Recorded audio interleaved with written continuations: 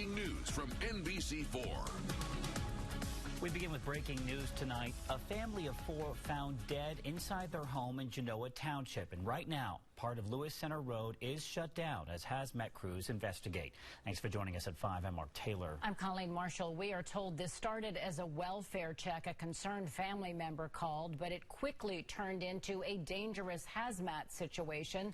We do have a crew on the scene. Ted Hart has been following this for us. We're going to be getting in touch with him just a little later. We can tell you that there is a suspicion that this was a carbon monoxide leak. But again, a family of 4 found dead inside their house. NBC4's Ted Hart just got on scene. We're going to check in with him live right now. Ted, what can you tell us about this situation? Yeah, Genoa Township police and fire have been out here in the 6900 block of Lewis Center Road since shortly after 1:15 this afternoon. They got a 911 call from a concerned family member asking for a well-being check at the home. When paramedics arrived here, they found all 4 members of the family living here dead. Mom and dad and 2 children, all dead. The first responders say that when they first arrived, they found elevated levels of carbon monoxide in the house. But officials are saying that the cause of death remains under investigation. Neighbors here tell us that the family moved in here about 3 years ago and that the dad ran a construction-related business. They say the school bus stopped here every day to pick up the kids. This property is in the Olentangy School District. It's not clear what exactly prompted the family member to call for a wellness check, but again, when paramedics arrived here at this home on Lewis Center Road, they found all 4 family members dead inside. Local for you and live in Delaware County, Ted Hart, NBC4. Ted, thank you. Of course, we're going to continue to follow this really tragic story for you. We'll be on air and online with any updates. You can use our NBC4 app as well to get notifications of the latest updates on major stories like this. Switching gears and turning now to our other big story tonight. For the first time in franchise history, the Blue Jackets are playing in May as Game 4 against the Boston Bruins is tonight. The Blue Jackets are already leading the series, thanks in large part to the support of the 5th line. The noise inside Nationwide Arena Tuesday night was described as deafening, not to mention the awesome sight of roughly 20,000 people standing and waving their white rally towels. And the Jackets are going to need that level of support and then some to take what we're going to call a commanding 3-1 lead over Boston. Fingers crossed for that. We have crews inside and outside the arena covering all the pregame festivities. We're going to start with our Darlene Hill, who's enjoying the party on the plaza. Hey, Darlene.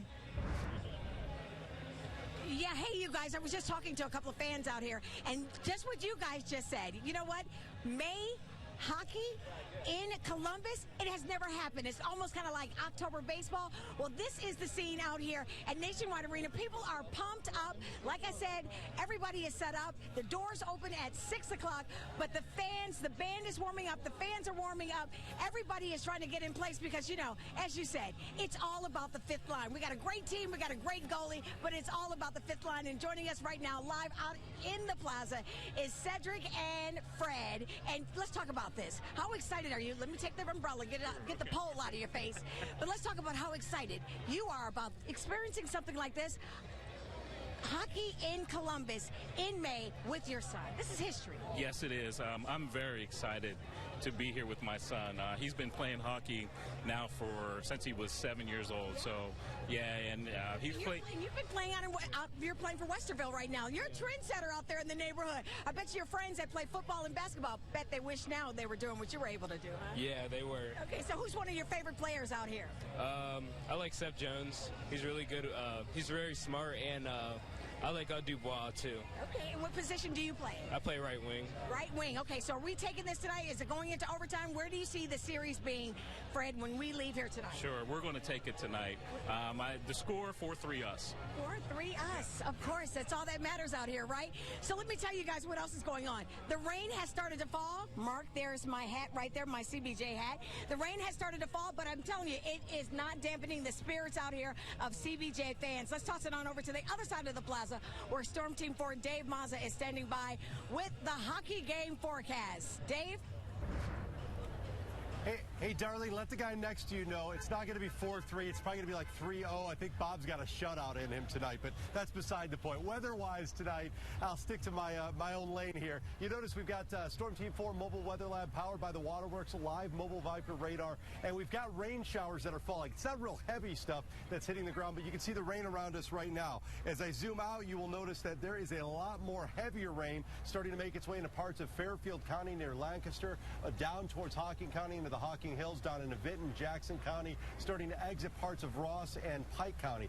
Once this whole line moves to the east, it's going to be more isolated to scattered showers for the rest of the night, and that strong to severe threat is going to start to wane. So if you're heading down to the Nationwide Arena Plaza area tonight, if you come down in the next few minutes, it's a fun atmosphere. Just some light rain showers right now. If you want to avoid the rain before the game, wait maybe 15, 20 minutes, and you should be A-okay, as all of this is going to start to push off towards the east. Now, the problem is, you notice off towards the west coast, we've got more rain showers. Those will be coming in later tonight, but temperatures should remain in the 70s during the evening hours tonight, and after the game, we'll be back into the upper 60s to middle 60s, so maybe a light jacket, although if you're celebrating a Game 4 win, I don't think you're going to need something warm to keep you warm on the outside, feel warm feelings inside the heart. But Darlene, again, I'm thinking a shutout tonight because Bob has played so well through the playoffs. He needs that shutout in this series, and I think that'll put an exclamation point on this series going back to Boston for the Game 5 series win on Saturday then. I'm already forecasting the next 2 wins. How about that? I don't know if the world is ready, but all right, so look at this, you guys. Remember I showed you this the other day? Yeah, it's got to be about the red and the blue. Did you let your friend talk you into this? no. You didn't? You're doing this because you're feeling it. You're all about CBG. For the jackets. Okay, but I got to show you guys. Look at his buddy over here. It will match. It really will match. All right, so that's what's going on outside. I'm going to toss it inside right now, where, of course, it's all about the action on the ice starting at 7:30. Let's toss it to our sports director, Jared Smalley. These people are having a good time out here, Jared. We'll have more fun inside, right? No doubt, Darlene. No reason to have a bad time. Yeah, no doubt. Columbus, by the way, has never owned a 3-games-to-1 lead in a playoff series. If they win tonight, they will accomplish that feat. Of course, that would give them a chance to wrap the series up Saturday night in Boston. That's Game 5, and that will be on NBC4 Saturday night. The Jackets, they do not get to think that way. Their mission is very simple. Just simply get better from where they were in Game 3. And there is ample room to improve in that regard. Yes, they did win the game Tuesday night here in Nationwide, but video study, John Tortorella says the Jackets were quite flawed in that game. And he says a few individuals need far better performances than he saw Tuesday, but their special teams are getting it done. Top power play unit in the playoffs and the top-ranked penalty kill in the postseason so far. And here's some history Columbus would love to repeat. In the Stanley Cup playoffs, when a team takes a 3-1 series lead, that team goes on to win the series 90% of the time. If Columbus wins tonight, they're up 3-1. It's an opportunity the Jackets do not want to waste. We know the implications, and that's a huge opportunity for us to take a bit of a stranglehold and get within 1 game. But we're going to treat it like any other, Game 4. That's what we've done all. That's what we've done all playoffs. I mean, last series we had a chance to clinch at home, first time ever for this franchise. I mean, that's as big as it gets for a first round victory, and this team is able to stay even keel and just treat it like any other game. So that's what we want to do. That's the mission tonight for the Blue Jackets. We have Stanley Cup quality coverage for you of this Blue Jackets playoff run here coming up at 5:30. Audrey Hassan's going to have the story of the Blue Jackets' top cop this postseason. That is, of course, Sergei Bobrovsky and the wondrous works he has pulled in net so far. And then at 6 o'clock, we'll be joined live right here by the Blue Jackets general manager, Jarmo Kekalainen, the man who made all those trades at the trade deadline to assemble this roster. And his vision of a team is coming to fruition now in the postseason. You will hear from Jarmo live here at 6 o'clock as we continue to get you set for Game 4 of these Stanley Cup playoffs round 2. Darlene, for now, let's see how the folks back outside the building are getting loose and ready for Game 4. All right, Wouldn't you know it, you just missed the band. Turn around there, everybody, so everybody at home can see the band there. So you got to stay with us here at NBC4 because we'll have a lot more coverage throughout the hour. And how about this? Having CBJ in the playoff, it's not only good for the city, it's also raising money for the Blue Jackets Foundation. How that money will be spent to help the community. That's coming up on the other side of the break. And Jackets fans, well, they used to cringe at the idea of playoff Bob, but not anymore. We're talking about how great our goalie has been during the playoffs. We're live here at Nationwide Arena. Come on back to NBC4. All right, thanks so much, Darlene, and all the team that's down there tonight.